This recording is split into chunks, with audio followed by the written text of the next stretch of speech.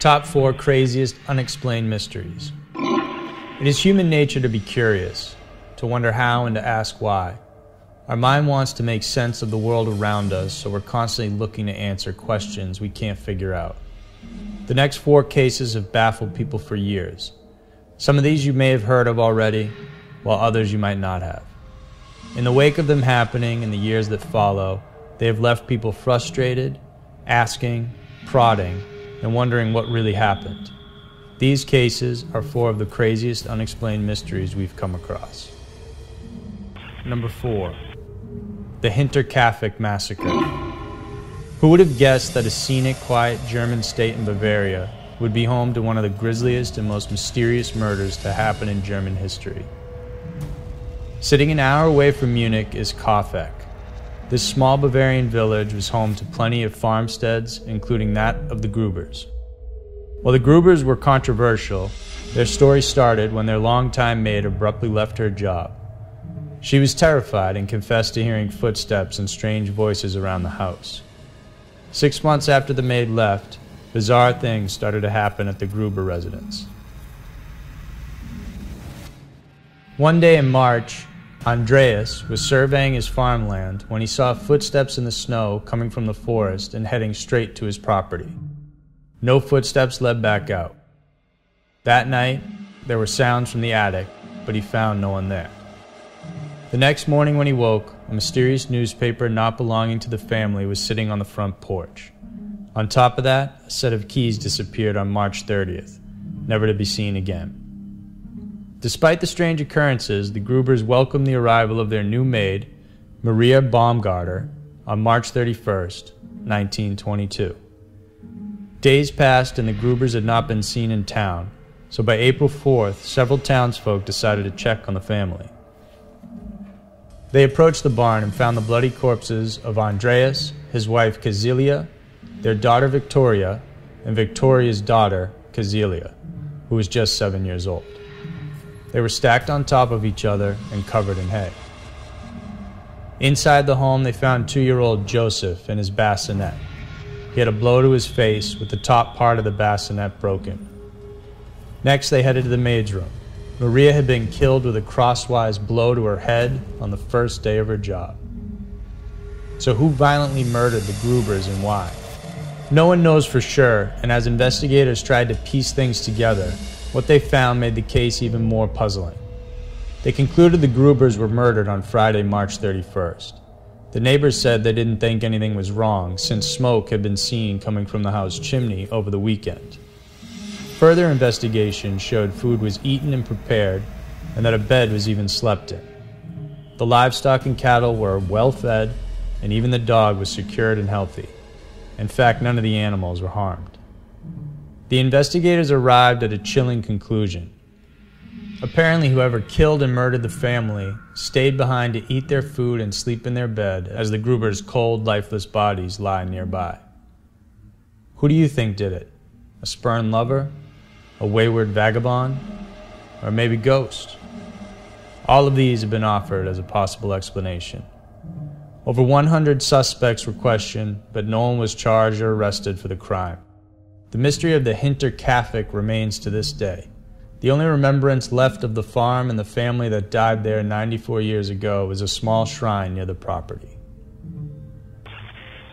Number 3. The Temenshut Case.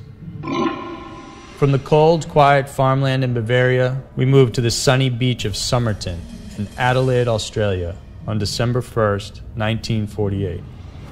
Here we encounter a mysterious dead man on the beach, well dressed in a fine suit with the labels torn out. His only possessions were a comb, some gum, a half-smoked cigarette in his pocket, an unused rail and bus ticket, and a small piece of paper torn from the book with the words Temenshut, a Persian word meaning finished.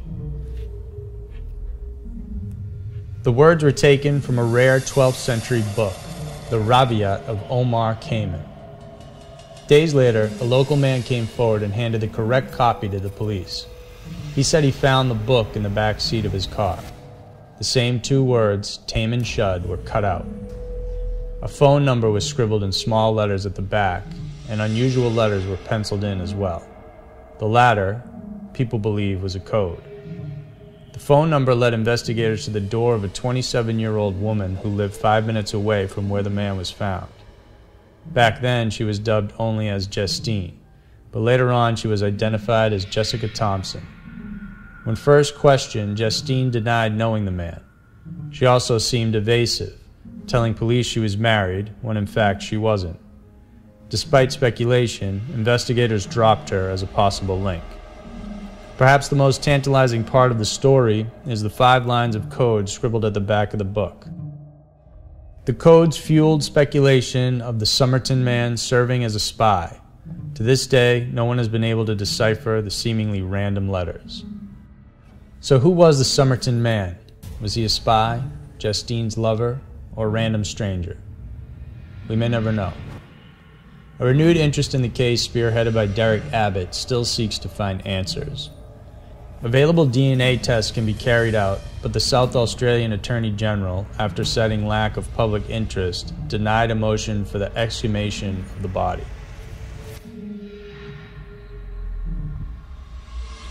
Number 2. The Sodder Children Mystery. Our next case didn't have just one victim. There were 5 of them, all under the age of 15. It was Christmas Eve, 1945. George and Jenny Sodder were preparing to go to bed. They just celebrated Christmas Eve with 9 out of their 10 children. Their eldest son, Joe, is serving in the Army. George, followed by his sons, John, who was 23, and George Jr., 16 years old, went to bed. The rest of the children, Maurice, 14, Martha, 12, Louis, 10, Jenny, 8, and Betty, 6, begged Jenny to let them play a little longer. Jenny relented. She then took their youngest daughter, Sylvia, then 3 years old, and headed upstairs to sleep. Past midnight, the phone rang. Jenny answered, and a woman asked to speak to someone Jenny didn't know. She told the woman she had the wrong number. The woman just laughed before putting down the receiver. Dismissing it as a prank, she then realized the lights were still on and the doors unlocked, but she reasoned the kids might have forgotten to lock it. She did it herself and went back to bed. As she was drifting to sleep, she heard a loud thump, followed by a rolling sound on the roof. Soon after, she could smell smoke. The fire happened at 1:30 a.m. Jenny shook George awake and ran to the hallway. The fire had engulfed George's office and most of the hallway. They shouted for everyone to get out of the house quickly. Once outside, the only children present were Marianne, Sylvia, George Jr., and John. They realized the 5 who had stayed up late were nowhere to be found. After realizing this, George tried everything he could to get back inside, but all his efforts were in vain. Despite being 10 minutes away from the Sodder home, the firemen and authorities would not reach it until 8 a.m. By then, the fire had completely razed the house and consumed it. Initially proclaimed a result of faulty wiring, George and Jenny Sodder wanted answers.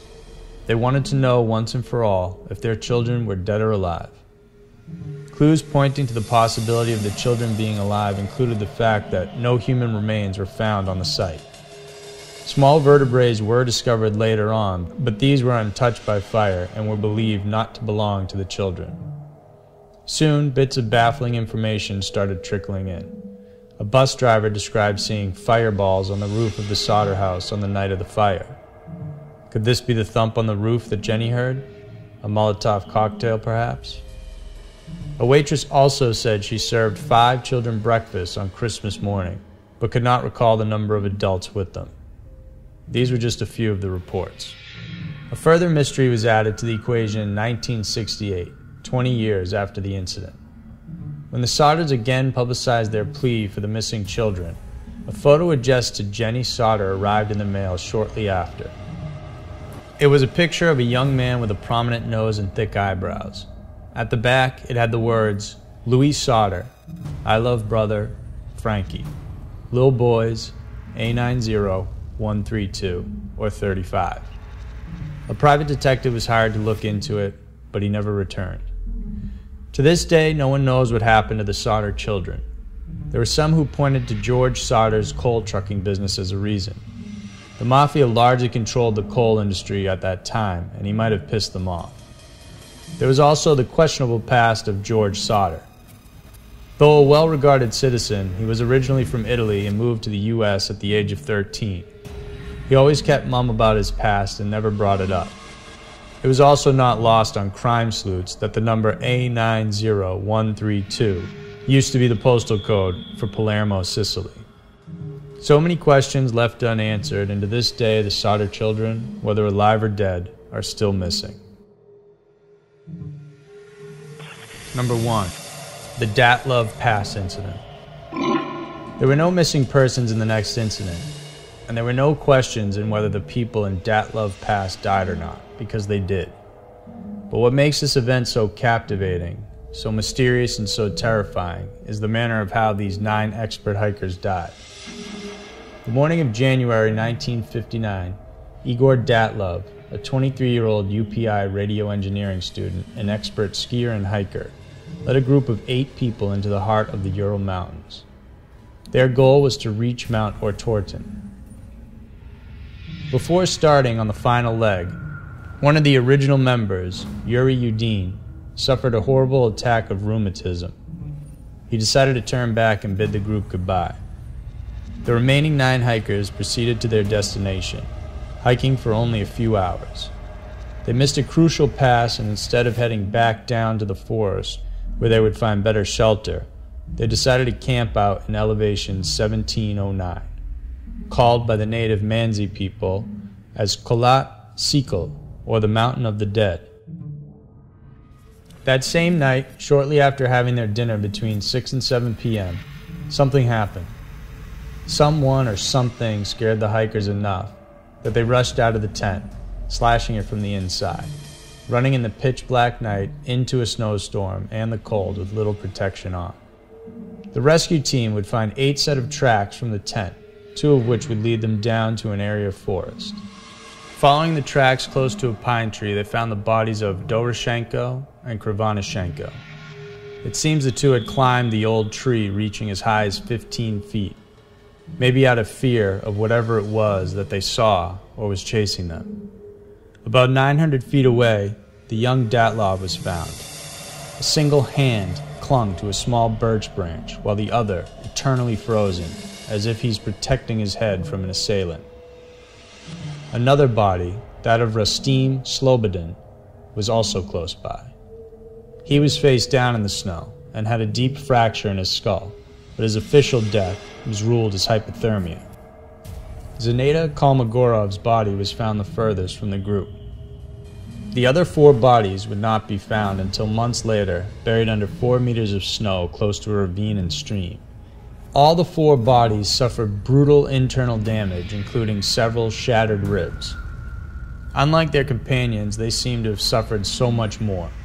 However, what's intriguing is that there were no signs of soft tissue damage or bruising. The doctor who examined the bodies would be quoted to say the damage in the ribs and bodies of these victims was equal to the effect of a car crash. What kind of force can cause damage similar to a car crash in the middle of a snowstorm and in the pitch-black darkness high up in the mountains? Perhaps the body of Dubinina was most shocking. Her tongue was missing, seemingly ripped out of her mouth. Her eyes and a portion of her lips were missing as well. Her nose cartilage was flattened and broken, and she was lacking her left temporal area. This is on top of multiple rib fractures and missing teeth and jaw. However, what's most alarming was that about 100 grams of coagulated blood was found inside her stomach, suggesting that her heart was still beating when some force pulled out her tongue and oral muscles. That night in the Ural Mountains will continue to remain a mystery. Some speculations include violent Mansi warriors who attacked the hikers for trespassing. Another is, of course, aliens. Incidentally, another group hiking 32 miles from the area on the same night reported seeing strange orange spheres. Also, for the entire month and a half after the incident, multiple credible witnesses saw these strange orange spheres as well. Even the leader of the Datlov investigation believed this theory. There's also the mysterious 33rd frame in the camera, carried by Yuri Krivonishenko that night. It seems to show him capturing a bright, fiery glow in motion against a pitch-black night. So what do you think it is? The Dyatlov Pass continues to fascinate, haunt, and leave plenty of people scratching their heads. So there were 4 of the craziest, most unexplained mysteries we've come across. Whether you're drawn to these events out of curiosity or simply have a genuine fascination, it's important to remember these people exist, or once existed. In our quest to find answers and entertainment, we sometimes blur the lines. Let's not do that. Let's not forget these people had a family. They had friends and they were loved just like you.